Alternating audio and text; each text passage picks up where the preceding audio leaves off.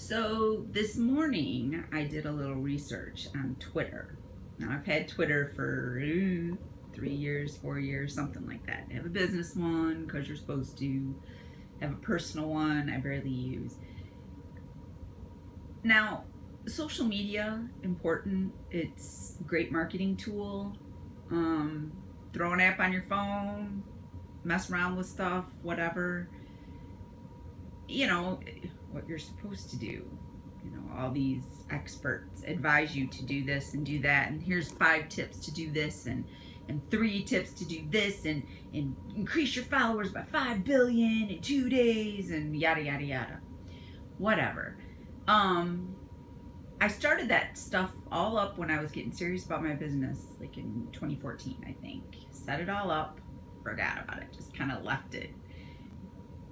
Thought that if I linked up between my Facebook and my Twitter, then I wouldn't have to worry about it, and there it sat. So this morning, I do a little bit of research on YouTube, and thought, okay, I'll be a little bit more serious. I'm gonna have my daughter actually help me with Twitter more than anything. I've got Facebook down. I even got a good handle on Instagram. Twitter is just, it's just a different format for me. But I guess with anything, you give yourself a little time with it. You spend a little bit of time doing it, messing around with it. Then I guess, you figure it out. You get a feel for it. You become more comfortable in that environment. We'll see. We'll see how it goes. But this Yia Yia, whew. And then you get the news, and there's all these, like, the president tweeted this and all this obnoxious stuff that happens because it's okay. So the one YouTube video I watched this morning, he was talking about how Twitter was explained to him. It was like going to a cocktail party and you're going around and introducing yourself. That kind of makes sense to me because that's the part of Twitter that I didn't quite feel comfortable with. It's a lot of small talk. It's not a lot of depth. It's a touch base, meet everybody, shake everybody's hand, but it's all surface stuff. It's not anything more than that. So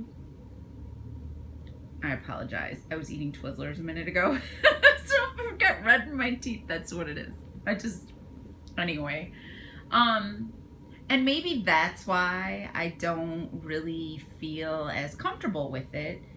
It's harder to build relationships through Twitter. And my business is more about building relationships. And it's the multiple levels of my business. I have myself as an artist.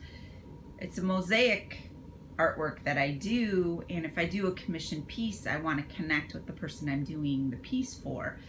If I'm teaching a workshop, I want to get to know you and encourage you to develop your artist, to find your own inner artist, that artist within. And even my arting therapy stuff, my self-medication Sunday, all of that is based on building relationships. Twitter's not so much about that. So I think as I processed this morning and all that, as a tool to get exposure and meet a bunch of people and try to get popular, perfect. It's perfect for that.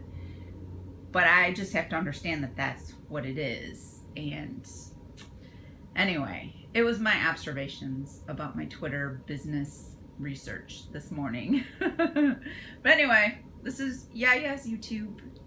This is gonna be where I process this whole building a business, building a brand, developing the social media aspect of it, all of it, my perspective. Because I am 3 years away from 50. Oh my God. So I have my own perspective. I'm not a millennial by any means. And I'm in a gray area between a digital native and a digital immigrant because I started working on computers at Wayne State in '88. So I've been messing around with technology for quite a bit. but I'm not right on top of it. I'm not ready for the next app constantly. And I like to take my time with technology and different things that come out before I jump to the next thing. So, but anyway, I just thought I'd share those little bit of insights in case anybody else is interested.